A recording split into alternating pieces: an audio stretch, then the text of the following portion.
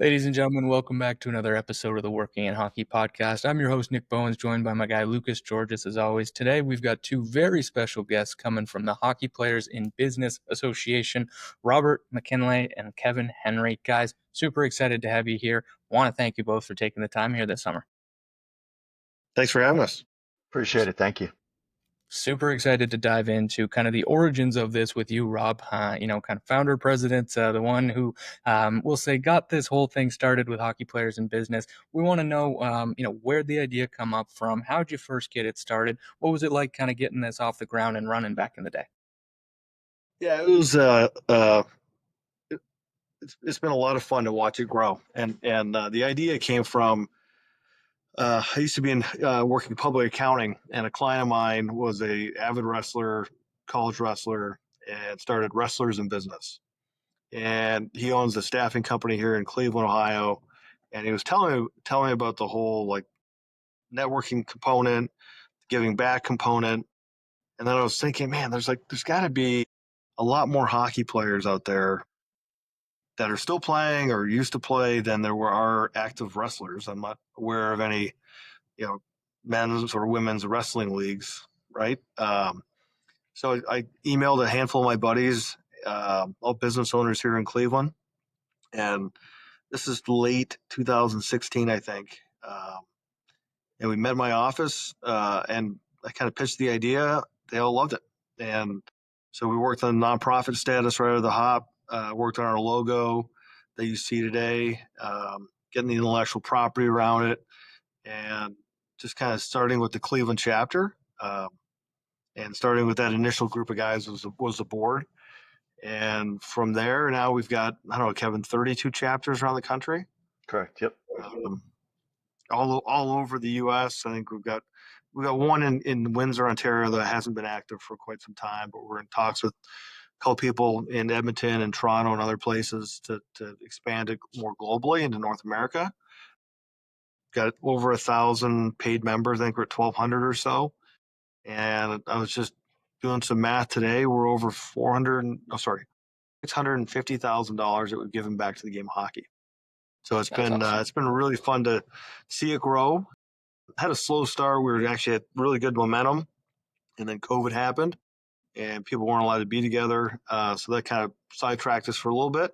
But now we came back stronger, better and stronger and faster. So That's fun. awesome.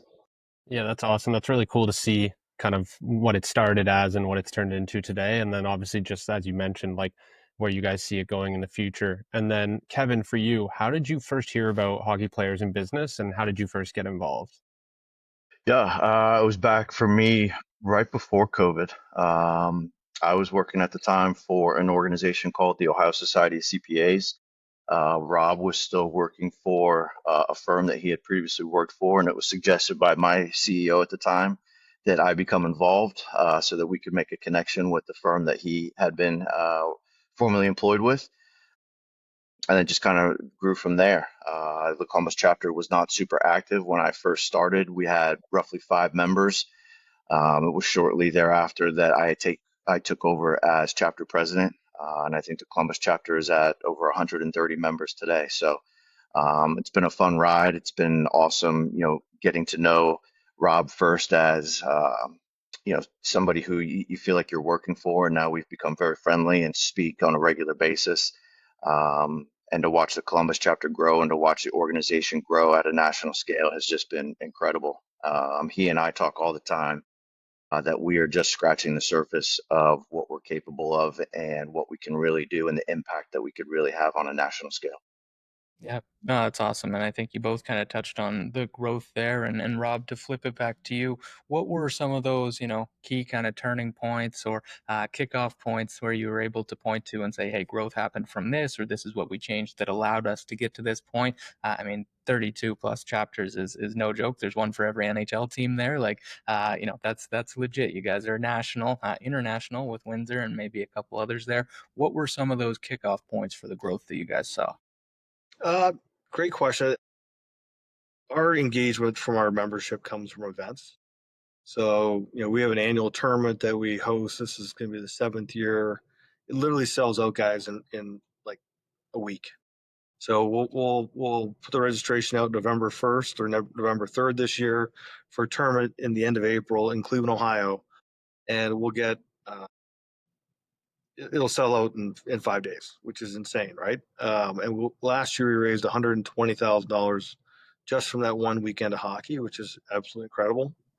But going back to the older days, like it was, we did a great event with the Blue Jackets and the Monsters, and yeah, had a couple hundred people for that event.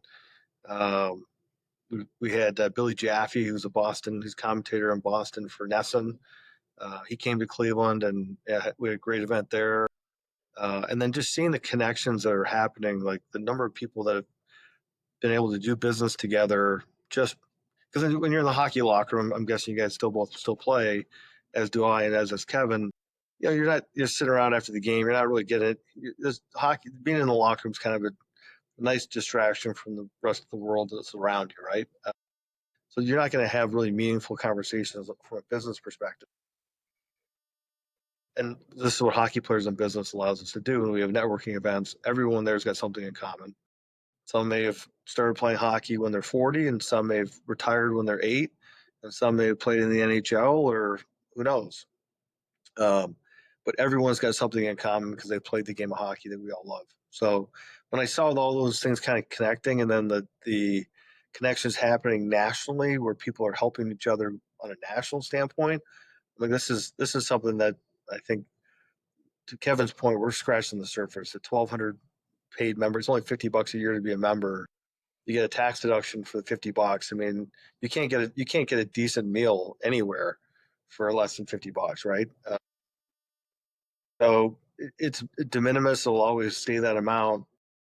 I think we could get to 10,000 members. I think we can get to 50,000 members.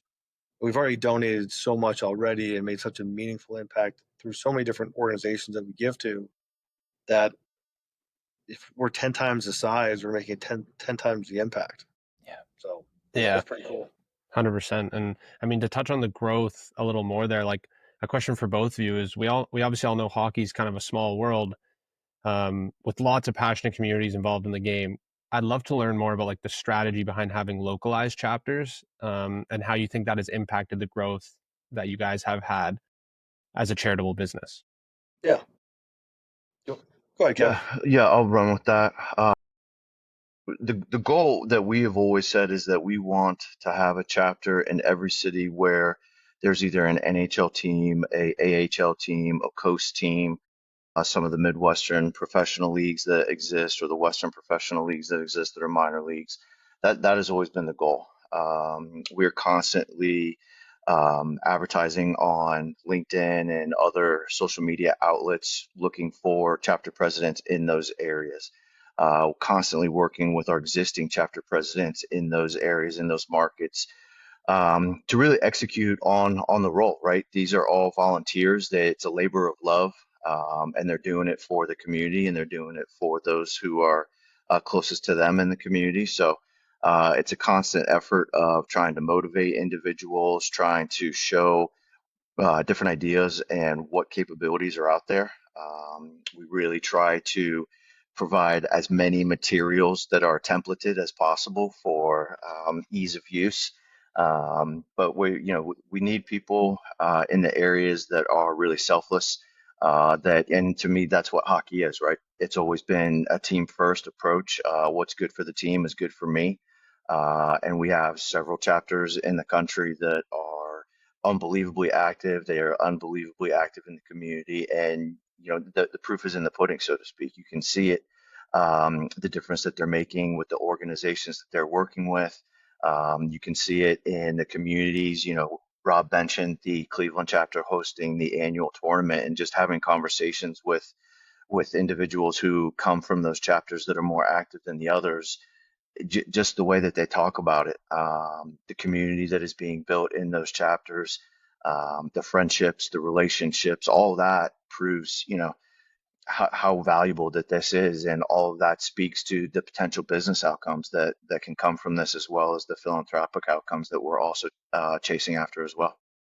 Yeah, very well said. And I think to piggyback off that on kind of community being the word there, Kevin, like Yeah. uh, I was saying with a buddy the other day, like when I was in school, you probably couldn't have paid me to go to a networking event. I wanted Right. nothing to do with networking or those community or whatever it was, right? We Exactly. didn't think about that stuff.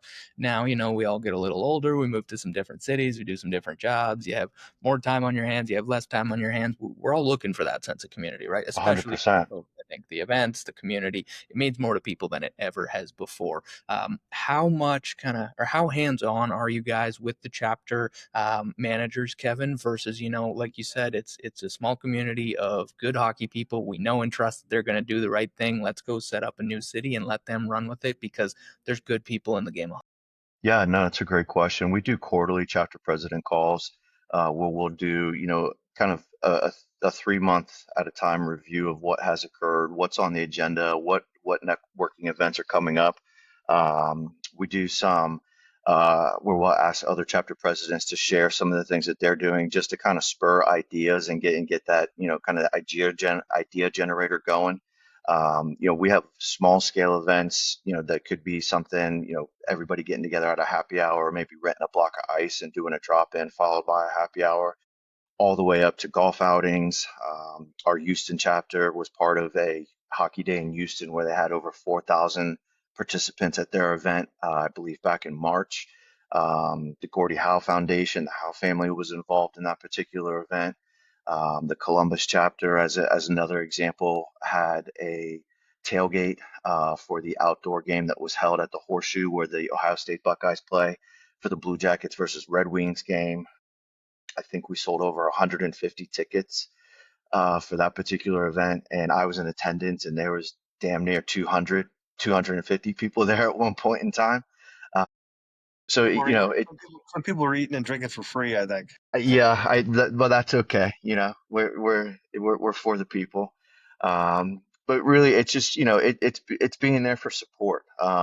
Sometimes it takes a little bit to get it up and running, and you certainly have to be comfortable with being that person who is the center of it. But once you get somebody in that position who, is going to run with, it's kind of hands off. We don't have a ton of rules for running a chapter. But we want to be there and be as supportive as we can and answer as many questions as we can and offer and provide as many suggestions as we can as well. Yeah, and just to add to that too, like every chapter director, and some chapter directors have like their own kind of board behind the team, because many hands make light work. So the events are really up to the discretion of the chapter director. The nice thing is that everything is centralized from an accounting perspective, from a payment perspective. All the events go up on our website. We've got a webmaster, we've got a social media contractor, we've got templates of everything. We create the graphics. So it's really kind of make it as easy and turnkey as possible for our chapter directors. And then you asked a question, Nick, about, or I think Lukas, you may have, as far as the giving strategy and the chapter strategy. Yeah, we've focused on having the local chapters, and there's going to be more regional events. We've heard a lot of chapter directors kind of talking about doing kind of combined events, but making an impact in each community is a way that you can see the most value and meaning behind what you do. So our strategy has always been want to grow kind of grassroots in each city in each chapter, and then give not only locally but then regionally and nationally. We give, I would say a vast majority of what we give is at the local level. Various charities, think special hockey. We're big supporters of American Special Hockey Association. They do an incredible job. They get 10,000 plus athletes around the country. So we give to them not only that's at the local level, like Indianapolis, for example, on August 30th as an event. Let's get to raise money for the Indy Twisters, which is a special hockey team in that city.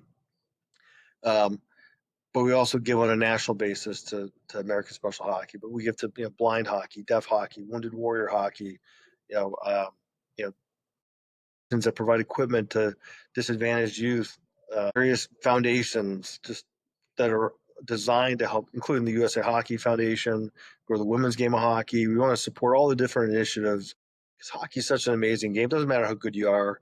It doesn't matter, how many goals you score, how fast you can skate. It's just about lacing it up, getting out there and competing and having fun and getting some good exercise, and then hanging with the team after. So it's it's an awesome thing. I look at my life and just very blessed to have hockey in it. You know, I've grown up in Canada as a hockey nation, and I started when I was like 3.5, and still playing. I told my wife that I'm going to play until literally I die. My ideal death would be to die on the ice, but that'd be pretty traumatic for everybody else. So probably not. Yeah, I think that that's it's awesome to hear kind of just again the reach that you guys have and the pillars that you follow and stick to with every chapter there. I think that's super important, and again, just the sense of community that comes through it. But Rob, you mentioned early on kind of one of the first things you guys did was, hey, let's get this set up as a not for profit.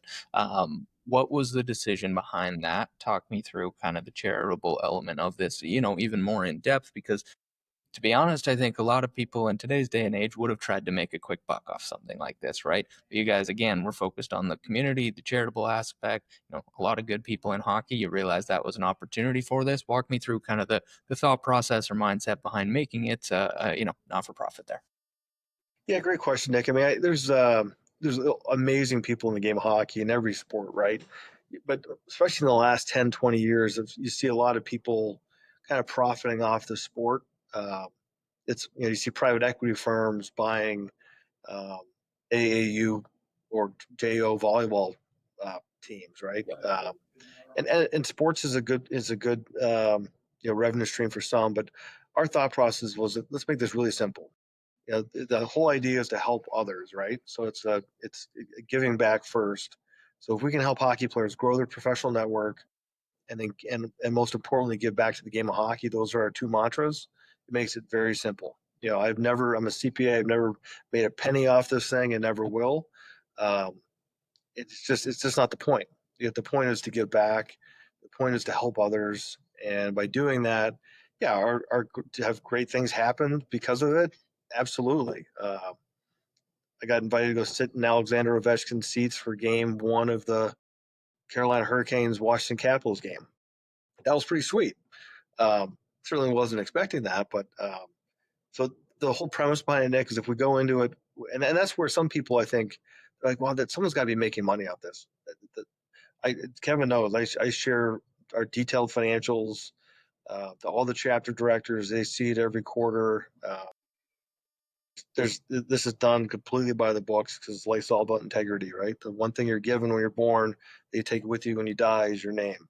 So that was the kind of the approach and the strategy was like let's give back and let's help people, because even if you're a plumber, you're a teacher, you're a business owner, you're a hockey coach, you're um, whatever you do in life, even if the business component isn't, you don't maybe you don't need to do a lot of networking if you're a teacher potentially, right?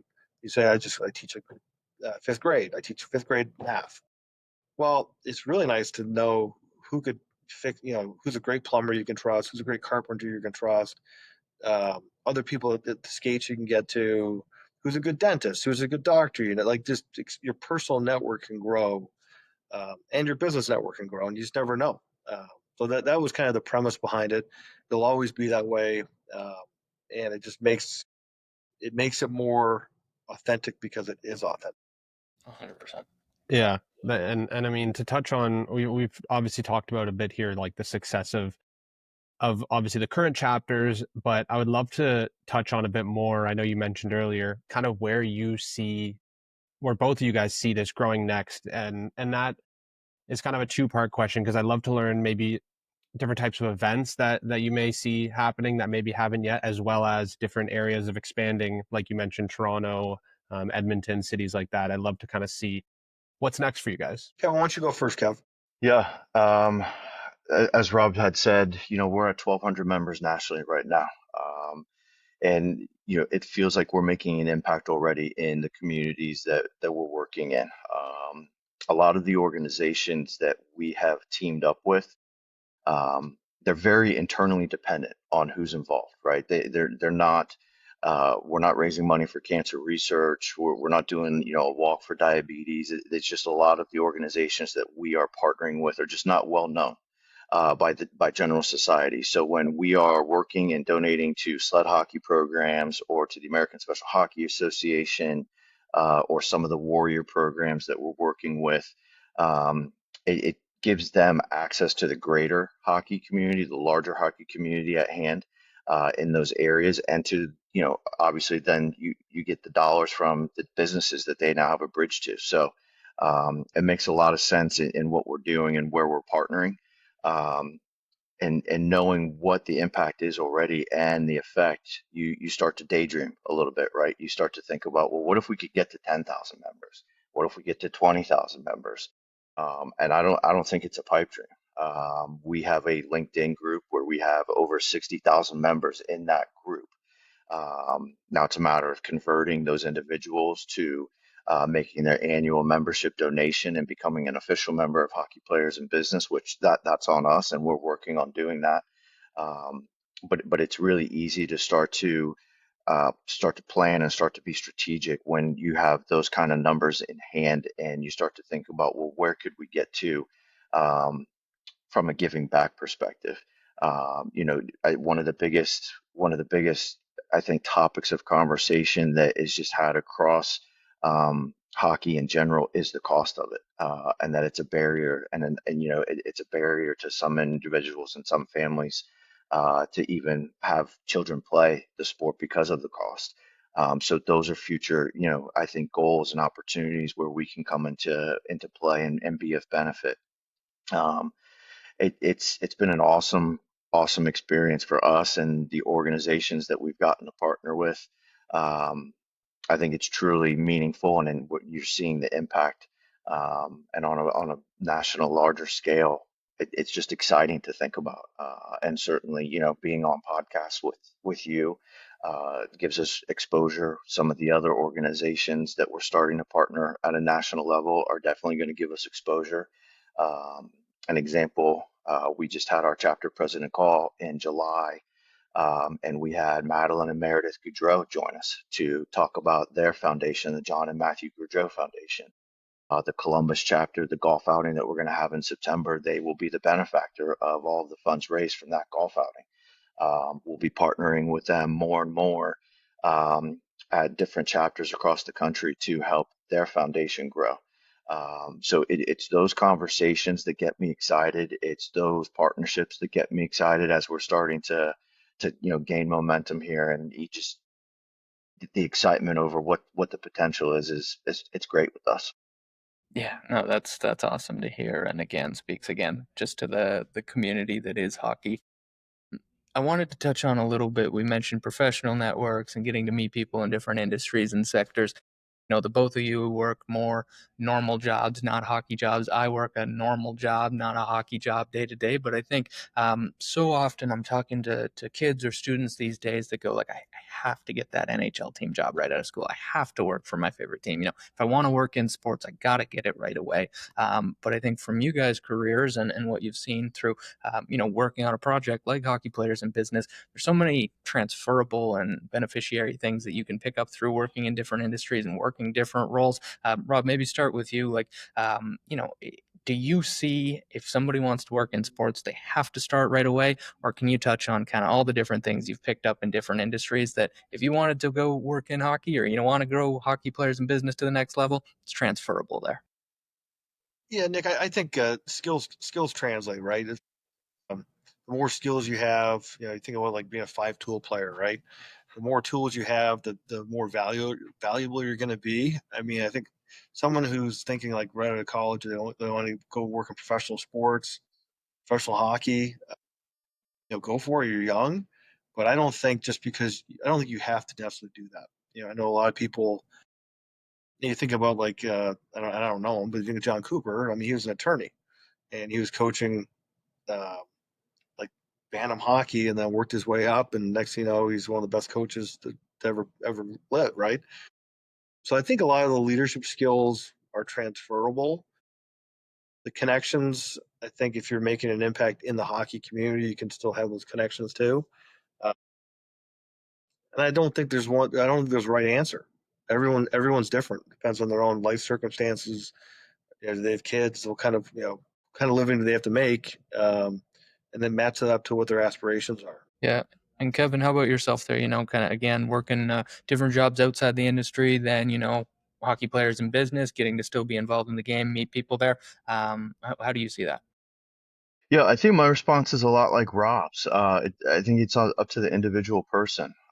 Certainly, some of those roles within a sports organization lend themselves to somebody not having a family and being a little bit more available game night or game day, depending upon the particular sport.